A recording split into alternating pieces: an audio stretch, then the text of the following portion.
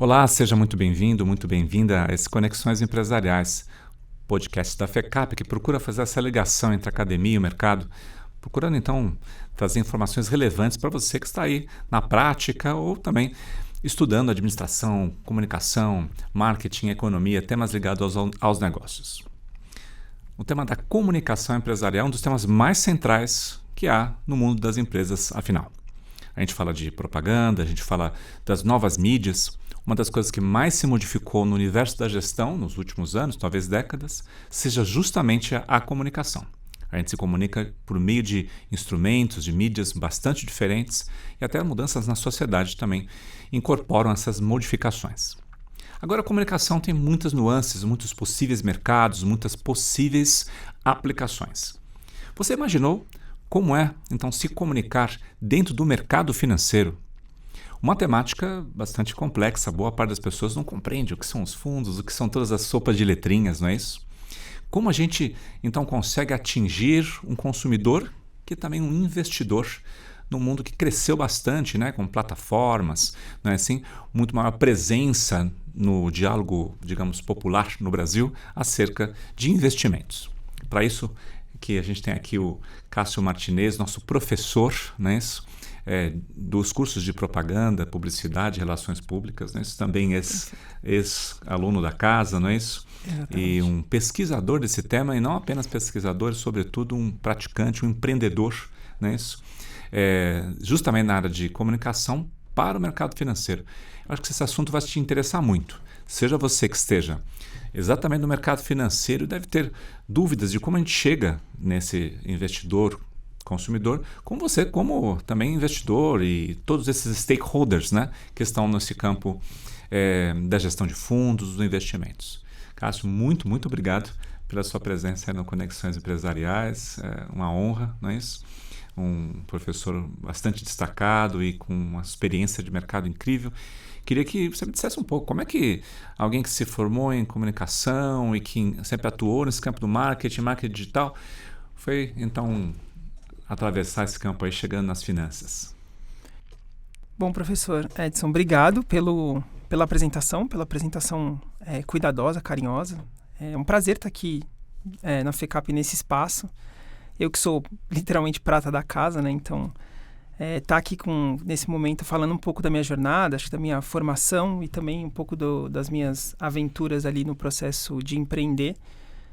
É sempre um prazer, assim, eu gosto de pensar nesse processo como um processo realmente de compartilhar ideias e falar um pouco dos caminhos que eu acabei percorrendo, que eu acho que podem ser interessantes aí para futuros alunos que queiram empreender, mas também para pessoas de mercado que estão ouvindo o nosso conteúdo e possam se beneficiar com esse papo aqui, que eu acho que é um processo legal.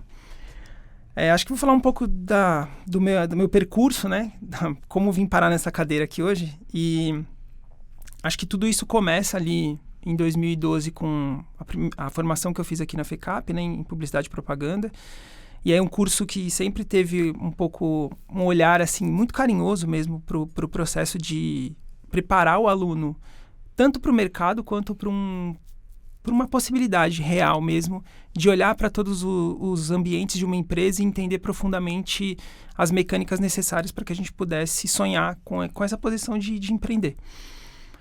E aí vou fazer um caminho, né, depois de algumas formações que me levaram a tentar realmente um caminho de empreendedorismo. Então, junto com o professor Rafael Berico aqui da casa, também a gente fundou uma agência, que é a Agência VOR, que está comigo até hoje, né? É uma agência que tem aí 9 anos. E é uma agência que ela já atendeu variados mercados, mas a gente tem um pezinho, assim, muito... acho que nem é mais um pezinho, tá? Já é um pé considerável ali no mercado de investimentos. E aí eu realmente me interessei bastante pelo mercado de investimentos do ponto de vista da comunicação, do marketing, tanto que virou meu objeto de estudo acadêmico, né? Então hoje eu pesquiso investimento na academia, no meu doutorado em práticas de consumo e também atuo realmente dentro da agência prestando serviço mesmo para as famosas assets, né? Que são as casas de fundos de investimento. Algumas delas são independentes, outras elas fazem parte de grandes conglomerados, grandes empresas, grandes bancos, né? E é um mercado específico, né? Um mercado que ele tem particularidades.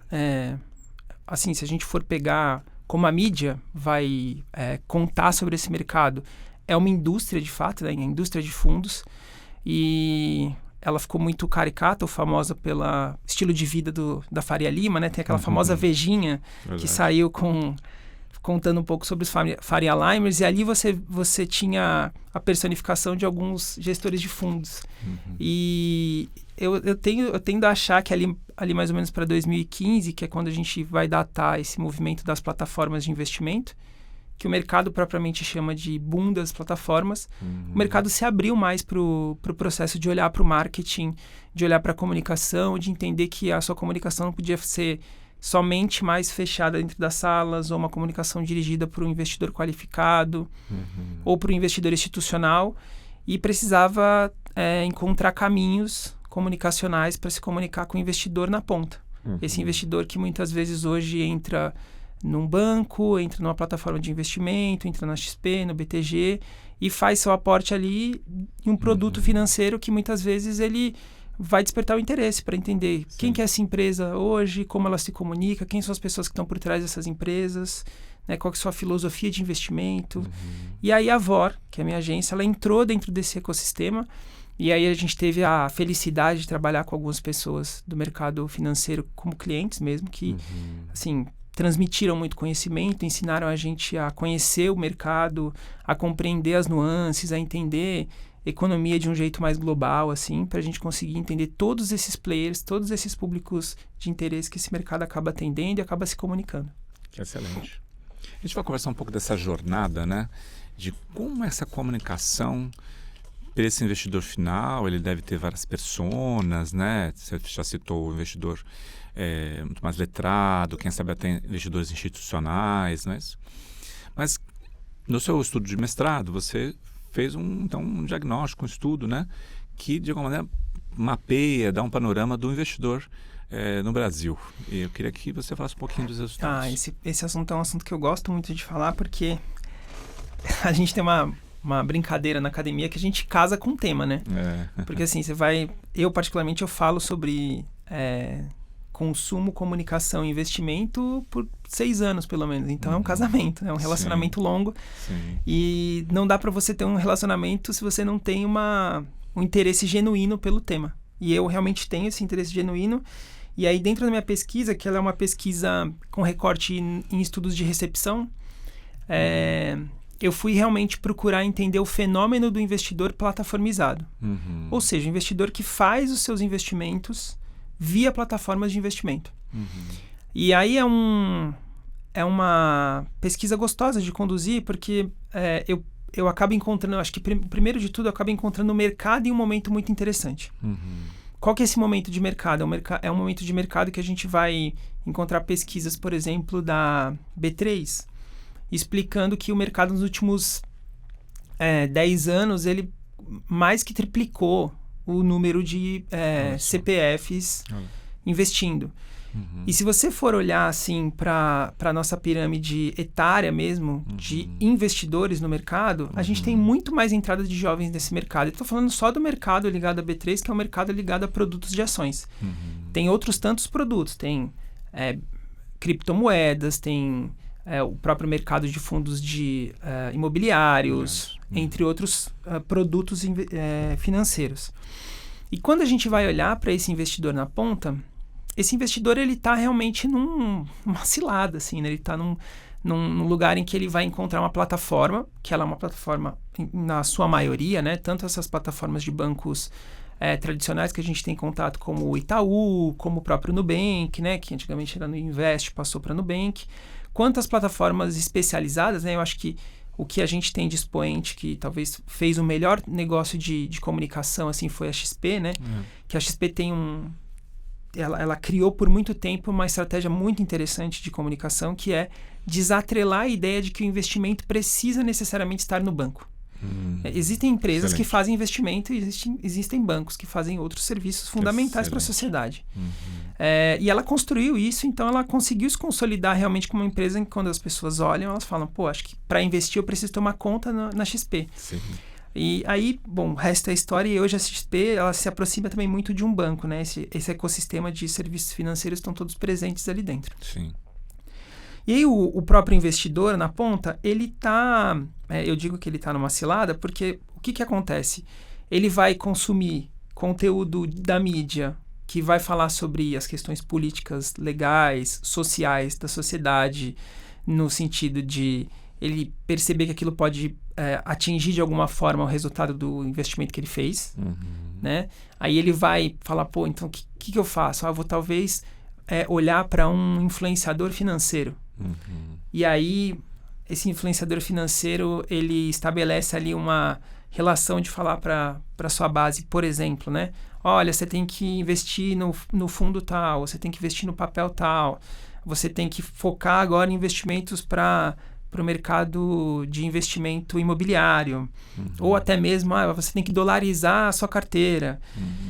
E ele está entendendo ali o que ele faz, né? Então, a primeira coisa que eu consegui identificar, assim, são essas, o que eu vou chamar de dimensões de interferência que podem influenciar na vida desse sujeito, para ele tomar a decisão de ir para um investimento A ou para um investimento B. Todas essas instâncias influenciam mesmo. Sim. Inclusive, a gente vai ter outras, por exemplo, a capacidade de um agente autônomo de investimento, que é um sujeito fundamental dentro de uma plataforma como a XP, Certo. que vai conduzir seu investimento. Ele vai fazer um planejamento financeiro para você a longo prazo, ele vai te orientar para você para entender os seus objetivos com aquele investimento. E aí, dentro da minha pesquisa, eu entendi que existem dimensões de interferência, né? E dentro dessas dimensões de interferência, a gente tem outras questões importantes para levar em consideração, que são as literacias. Então, que nada mais são do que letramentos, né? Então, você tem uma necessidade de ter um letramento financeiro, mesmo que mínimo, para você tomar uma decisão de investimento. A gente chama de educação financeira. Que chama de educação financeira, exatamente. Porque um erro muito comum do sujeito investidor pessoa física é o que o mercado vai chamar de realizar o prejuízo. Ele olha um fundo e fala, nossa, esse fundo está dando 40%. Pô, vou colocar. Com uma pretensão de que ele vai dar mais 40%. E são raros os fundos que fecham um ano com 40% de retorno, né? É um número estratosférico. Então, provavelmente, ou ele pega... está em 40%, porque deve porque ter... provavelmente ele vai, como o mercado gosta de chamar, ele vai corrigir depois de um tempo, né? Porque ele conseguiu pegar uma boa crescente, depois ele corrige um pouco, fecha o ciclo de 12 meses. Mas o investidor, ele olha aquele número positivo, setinha verde na plataforma, ele fala, pô, vou nesse aqui. Que eu vou. Qual que é a nota do Morningstar desse fundo? Pô, 5, vou nesse fundo aqui então. E aí ele coloca, ele acaba perdendo dinheiro por um período, 1, 2 meses, e ele realiza o prejuízo. Ele tira na baixa. Então, ele acaba... Porque a gente também tem uma certa... Sim. Algumas pessoas têm um pouco mais de aversão ao risco, né?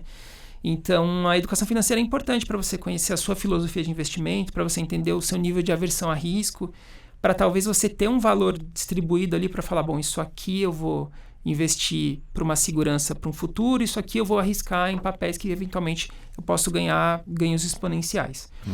Mas dentro de uma lógica de plataforma, ele tem mais 2 literacias fundamentais. Que uma é a midiática, que é aprender a mexer na plataforma, para você conseguir entender principalmente as letrinhas. Esse fundo cobra imposto de renda ou não cobra?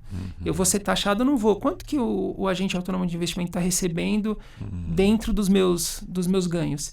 E ele também, aí é um pouco da fisionomia do meu trabalho, é pensar um pouco numa literacia algorítmica, que é uma ideia de olhar primeiro para as plataformas de infraestrutura, que são, por exemplo, redes sociais, e entender dentro dessas plataformas se, de fato, o que você está recebendo precisa dolarizar sua carteira de investimento.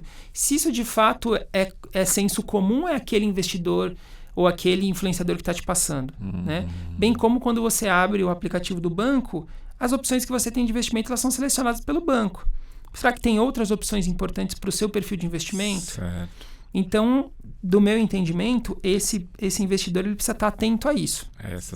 Exatamente. E quando a gente fala de educação financeira, curiosamente, essas dimensões que você chamou de interferências, não costumam fazer parte, né? Quando a gente fala educação financeira, a gente vai falar de certa literacia econômica como um todo, da compreensão de lógicas de juros de uma maneira geral, entendimento de estrutura do mercado financeiro como os juros básicos da economia, etc. E tal.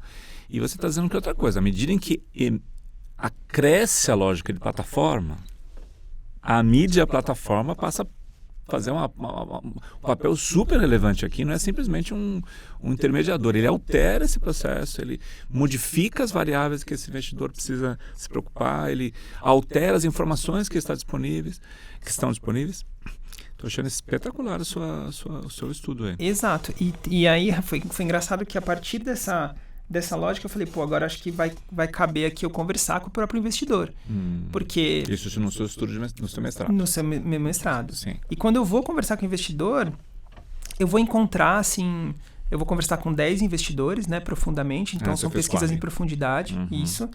E aí eu vou transcrever essas pesquisas e entender, dentro desse campo de... dimensões de interferência e literacias, o que cada um tem e ele mostra.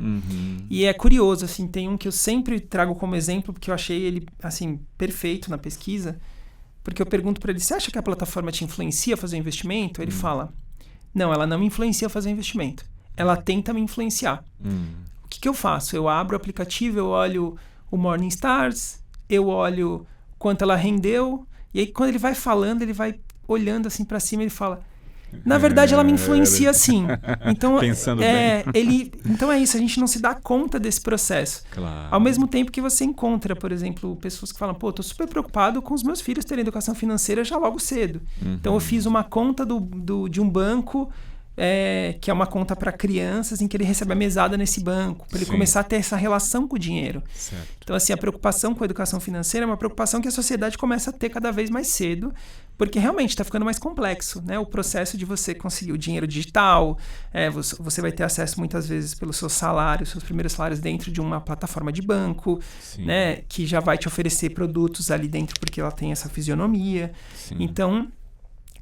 o investidor está nesse lugar aí, ele vai precisar cada vez mais ter para ele ter uma certa autonomia, ele precisa ter um conhecimento desse processo. E aí foi um processo realmente de entender que a educação financeira ela é fundamental para a gente conseguir, dentro de uma sociedade que vai olhar para essa profunda financiarização que a gente passa, né, de várias instâncias sendo financiarizadas, o sujeito precisa ter autonomia e a educação financeira é a porta para isso. Ele precisa estar atento a isso. Sem educação financeira, ele pode ter literacia midiática, ele pode conhecer como funcionam os algoritmos, mas provavelmente ele vai escolher mal. Perfeitamente. Veja, a compra de um produto financeiro é também um ato de consumo, né? Exatamente. Embora por vezes chamemos de investimento, né? Mas você está comprando um produto. Assim como você compra um carro e você vai comprar um carro e você não sabe se é um carro bom ou um carro ruim, qual é o desempenho do motor dele, enfim, qual é o valor de revenda e outras características. E a gente faz isso, e o mercado financeiro, no entanto, é muito mais abstrato, né? Ele também é muito dinâmico, não é isso? Nossa, porque ele muda muito, então, novas práticas, novos produtos, etc. E foi importante você tocar nessa questão do consumo, porque é uma vertente assim, do trabalho, porque eu tenho uma teoria que agora eu estou desenvolvendo em outros estudos, que a ideia que a gente tem, essa suspeição que acontece em cima, por exemplo, de um futuro em que será que a minha aposentadoria vai estar garantida? Então, você está falando da aposentadoria pública? Pública, isso. Então, o sujeito, ele, ao mesmo tempo que ele consome o produto de investimento, ele se torna investidor. Então, o tornar-se investidor, ele carrega com ele vários elementos de identidade mesmo. Claro. Que é uma pessoa que é preocupada com o futuro, Sim. que é uma pessoa que está constituindo um futuro para os seus filhos, para sua família, Sim. que é uma pessoa que está olhando para a sociedade vendo os riscos. Perfeito. Então, você tem ele também compra esse pacote, né? E esse pacote é importante para você se considerar um investidor, para você dar valor para aquilo, né? Excelente. Tem um valor interno, né? Que tá carregado com esse isso. aspecto identitário que está em outros consumos, roupa que você usa, Exato. do tipo de arte que você consome, etc., também está no investimento. Né? Exatamente. E esse é um ponto interessante. Recentemente a gente tem uma discussão sobre os fundos de ESG, né? Que também tem aí um aspecto de, vamos chamar de uma natureza de consciência, de moral, de lógica de sustentabilidade, que igualmente tem essa prática. Quer dizer, no fundo, o lugar que eu invisto é também as práticas que eu quero incentivar, que eu quero colocar enquanto dar valor, né? Eu estou colocando dinheiro num ativo que eu suponho que vai crescer em virtude do meu...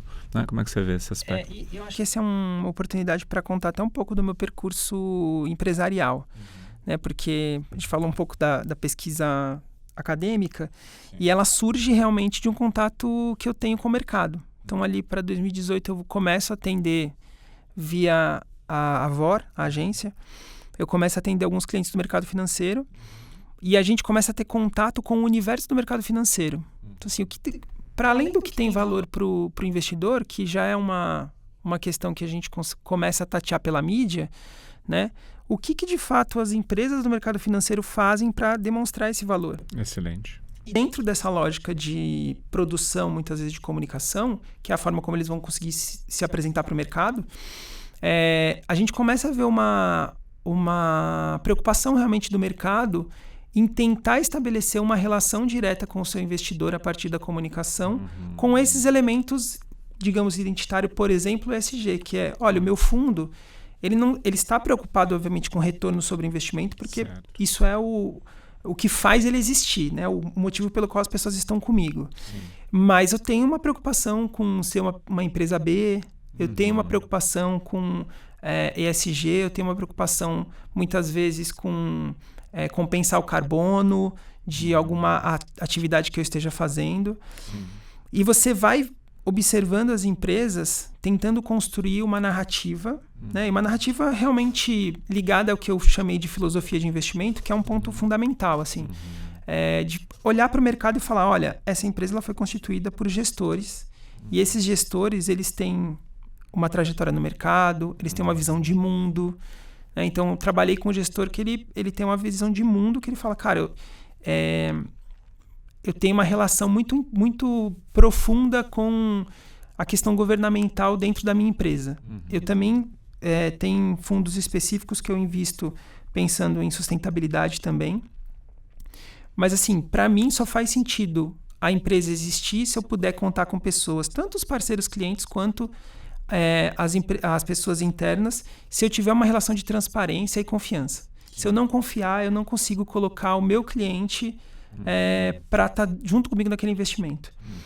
E a gente começa a reparar isso indo para os conteúdos de comunicação. Então, para a gente, por exemplo, a gente olha os principais conteúdos do mercado financeiro.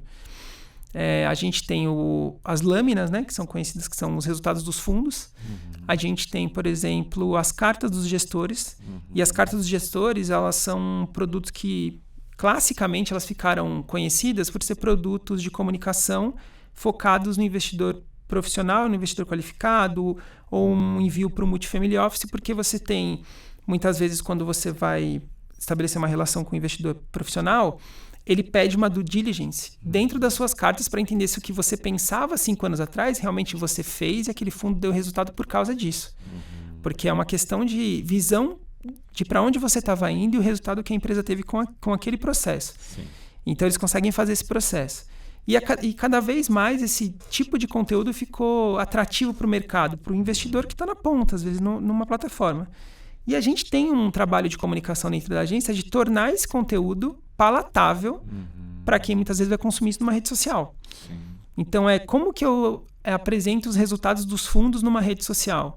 Vou trazer um infográfico, vou falar os principais pontos, eu vou dar acesso à carta para quem quer ter um conteúdo mais profundidade, eu vou ter periodicidade, eu tenho que tomar muito cuidado com os órgãos reguladores como a Anbima, como a CVM, né? Eu tenho que estar em linha com o tipo de conteúdo que eu vou fazer aqui. 80% é institucional de fato. Sim. Alguns outros conteúdos a gente está falando um pouco mais sobre filosofia, um pouco mais sobre dica de livro, alguma coisa nesse sentido. Também. Porque também a gente está constituindo para esse investidor quem somos nós, né, enquanto pessoa jurídica, né? Por que confiar na minha empresa? Sim. Olha, porque eu sigo os preceitos desses autores, eu tenho essas práticas, essas políticas. E a gente vai pensando realmente nisso. Eu acho que é uma questão que o mercado financeiro, por muito tempo, não estava tão preocupado. É isso que eu estava pensando, porque do mesmo jeito que a gente falou, que esse consumidor, investidor, precisa ganhar maturidade, ganhou alguma, cresceu no Brasil, também ao lado dos fundos não estavam habituados numa relação, não sei se é o melhor termo, Cássio, dessa intimidade, vamos chamar assim, de relação que se preocupa com os conteúdos necessários, aspectos de identidade, personas, que se faz no mercado de consumo, de moda há muito, muito tempo em marketing, né? Quer dizer, dos dois lados faz que está crescendo um aspecto de maturidade de relação comunicacional aí, né? Está crescendo e tem bons fornecedores no mercado, a gente também está lá, mas realmente o mercado já começa a ter empresas especializadas nesse segmento. E dentro dessa lógica, a gente tem uma prestação realmente assim de olhar de prestação de serviço, de olhar profundamente para essa lógica que está acontecendo agora. E dentro disso, eu acho super curioso, assim, o mercado realmente ele está ganhando musculatura, sabe? A gente...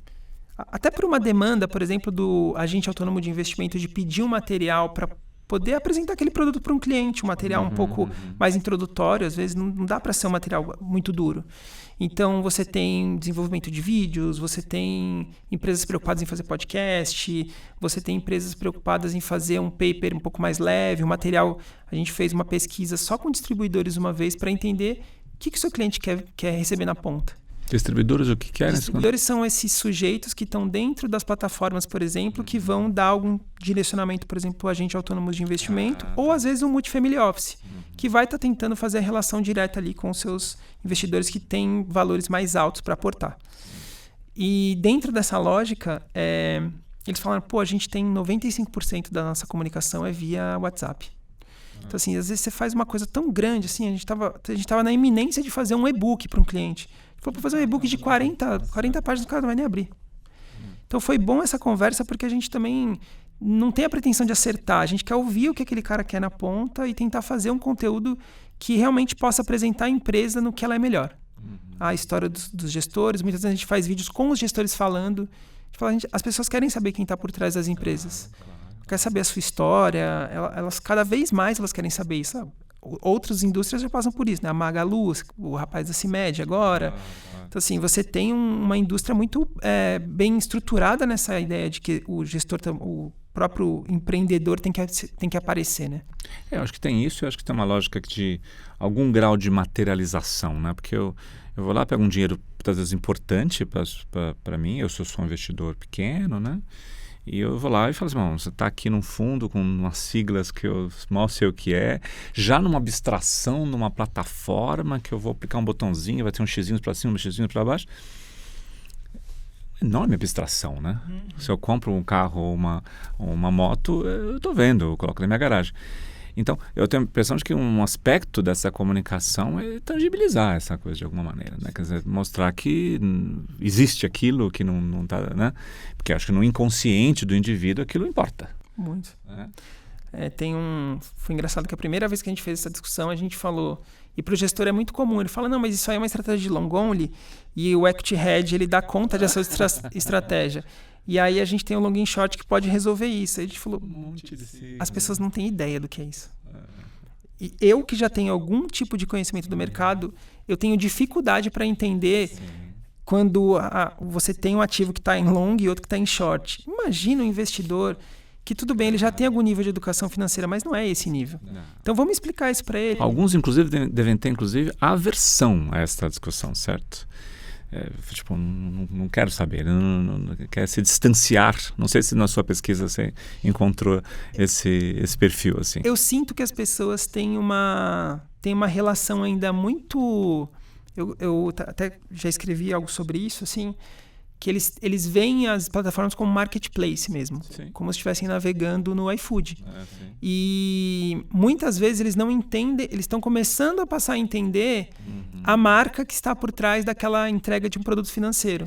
Né? Então isso é uma coisa assim dos últimos 4 anos para cá. Literalmente, assim, porque a gente também passou por uma pandemia em que as pessoas ficaram muito interessadas em investir, porque, né, a gente passou por um momento tenebroso, assim. E aumentou o grau de digitalização. Aumentou muito o grau de digitalização. Mas eu acredito que antes as pessoas investiam e falavam, você está investindo aonde? Eu estou investindo na XP. Mas no que da XP? Porque tem tanta coisa na XP, né? Você comprou dólar, o que você fez? Seria o mesmo que eu falar, o que você está comprando? Eu estou comprando no shopping center tal, certo? Exato. É um espaço de comercialização. E cada vez mais as pessoas estão indo atrás daquele fundo que o seu dinheiro está...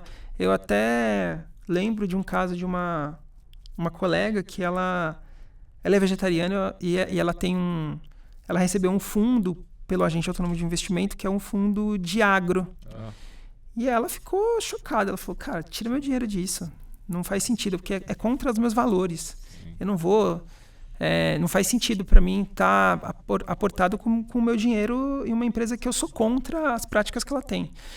E aí esse é só um exemplo, mas eu acho que cada vez mais as pessoas estão interessadas realmente em saber onde que está aportado o seu capital, né?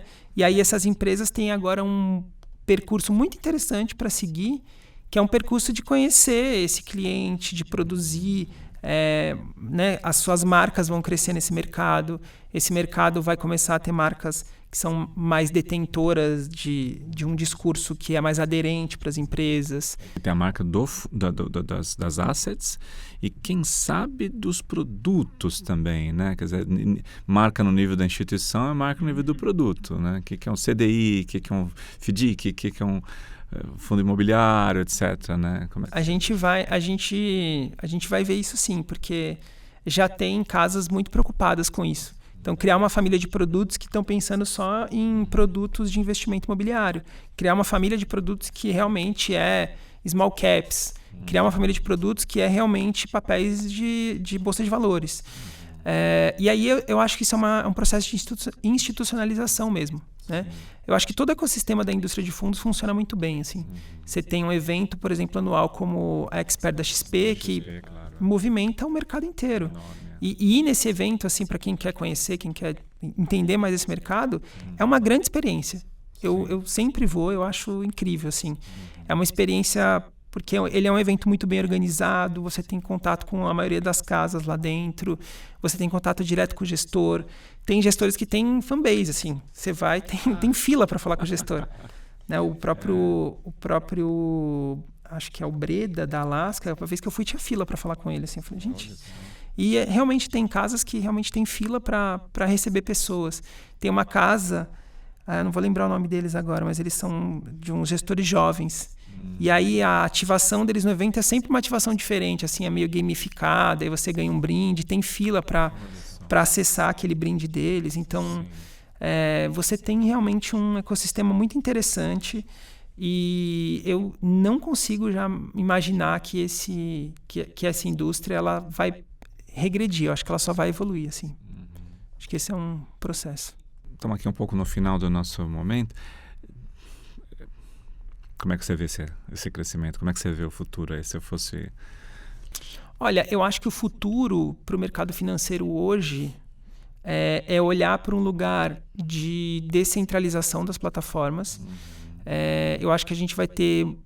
como acontece em vários mercados, a gente vai aumentar o nível de competitividade com mais plataformas e a gente vai ter empresas tentando suas próprias plataformas e conglomerados muitas vezes de fundos tentando fazer esse movimento, que eu acho que é um movimento que eu acredito muito de mercado, que vai frontalmente assim, para o processo do mercado de investimentos, mas isso talvez funcione para a maior parte das indústrias, que é as empresas serem donas dos seus próprios dados. Porque você também não pode ficar refém de uma plataforma no sentido de colocar todo o retorno que você tem, né, ou todo o retorno que sua empresa eventualmente pode ter, vinculado à plataforma. Ele é um agente fundamental dentro do ecossistema e ele provavelmente vai fazer parte das linhas de retorno das empresas por muito tempo. Talvez uma parte muito significativa, se não a maior. Mas cada vez mais a longo prazo, acho que o futuro das empresas que tendem a se perpetuar são aquelas que têm controle dos seus próprios dados. Você está falando das assets. Das assets, exatamente. Uma coisa parecida, me permite a comparação, tem acontecido também com outros universos com plataformas, no caso dos restaurantes, né, que estão extremamente dependentes do iFood, né, aqui no Brasil, né, que detém dentro das vendas de plataforma, salvo engano, hoje, cerca de 80%, está vindo novas plataformas, né, o 99 Food, etc. outros, né, mas que também tem uma questão de detenção de informação, né, quer dizer, informação é poder, né? Exato. E hoje os restaurantes pouco conhecem os seus clientes, né? Por quê? Porque fundamentalmente as vendas vêm por iFood. Por outro lado, também não pode deixar de ter o iFood, porque boa parte da receita... Eu acho que as plataformas, elas fazem um papel fundamental de uma certa maneira de democratizar o investimento. Então, é muito diferente, né? No passado a gente tinha aportes iniciais altos, hoje em dia a gente tem aportes muito baixos. Então, o próprio investidor, ele consegue ter contato, ele consegue se desenvolver com esse momento ali, né? Com a plataforma, fazer seus primeiros aportes, conhecer, errar pequeno, né? Perder dinheiro em coisa pequena e depois ele buscar a educação financeira e desenvolver talvez um futuro de investidor que possa garantir segurança e tranquilidade para ele no futuro. Que excelente, professor Cássio. Muito obrigado por esse diálogo. Eu aprendi muito. Eu sou um desses investidores pequenininhos, né, que não entendem lá tanto do mercado financeiro e que fiquei aqui muito admirado, né, com um universo que eu não conhecia, né, que eu tenho a impressão de que alguns também não conhecem. É um universo tanto na perspectiva de quem está no mercado financeiro e entender a dimensão comunicacional. Então, se você está nesse enorme universo financeiro, compreender a dimensão comunicacional é algo que tipicamente os profissionais de finanças, de economia, não estudam. Vão estudar o aspecto técnico, mas menos o aspecto comunicacional. E os profissionais de comunicação também, normalmente, né, essa é uma exceção brilhante, não ocupam tanto espaço deste mercado, talvez pelas suas peculiaridades técnicas, os aspectos regulatórios, evidentemente. Então, que encontro formidável, e mais que isso também, né, você também faz o encontro entre a prática e a academia, né, porque você também está fundamentado nas pesquisas acadêmicas, que é um pouco da assinatura desse podcast aqui, né, pessoas que tenham feito pesquisas importantes, que tenham uma experiência profissional rica, para dividir, né. Queria te dar as últimas palavras, se você quiser fazer uma conclusão, lhe agradecendo, professor Cássio. Imagina, eu que agradeço, professor Edson. Acho que para a gente que faz pesquisa, eu sempre fico muito lisonjeado de espaços que a gente pode compartilhar. Né? Porque tem um mito da academia que as pessoas leem pouco os nossos trabalhos científicos. Então, esses espaços aqui ajudam a gente a fazer essa conexão entre mercado e academia, que eu acho que cada vez mais é importante. Não dá para fazer uma pesquisa profunda sem olhar para o aspecto do que está acontecendo na sociedade. O mercado está inserido nessa discussão. Então, você fazer isso de costas para o mercado hoje é fazer de costas para a sociedade. Então, agradecer esse espaço. Foi uma delícia conversar aqui. Acho que, precisando, estou por aqui sempre. Excelente. Muitíssimo obrigado mais uma vez. Queria agradecer a sua participação no podcast Conexões Empresariais. Siga em contato. A gente sempre vai trazer aqui temáticas que sejam atuais, que sejam relevantes, que sejam impactantes para você tomar a melhor decisão, para você poder abrir, né, sua mente, sua trajetória no mundo profissional. Muito obrigado.